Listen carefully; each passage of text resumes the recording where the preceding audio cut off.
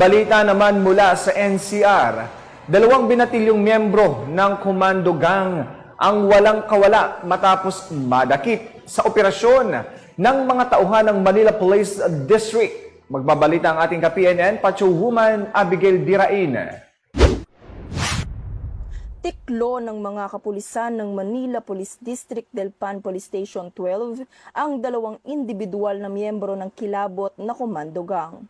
Makaraang sila ay mahulihan ng iligal na droga sa isinagawang buy-bust operation sa Parola Compound sa Tondo, Maynila. Nadakip ang suspect na sina alias Noynoy at alias Tintin na parehong 21 anyos na kapwa din residente ng Barangay 128 Tondo ng naturang lungsod. Naaresto ang dalawa sa agarang aksyon ng naturang presinto sa tawag ng isang concerned citizen patungkol sa iligal na aktibidad na kalakaran ng droga sa nasabing lugar.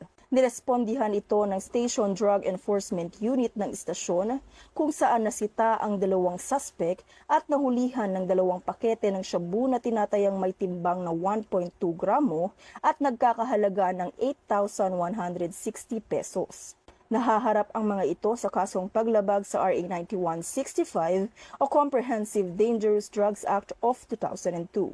Ang kapulisan ng MPD ay magbibigay ng agaran at positibong aksyon sa bawat tawag o idinudulog ng concerned citizen lalo patungkol sa kriminalidad at droga sa kanilang nasasakupan.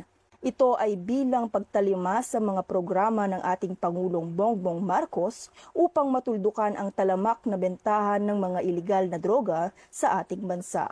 Mula dito sa Manila City, ako po ang inyong PNN correspondent, Patrolwoman Abigail Dirain. Alagad ng batas, tagataguyod ng Balitang Pulis.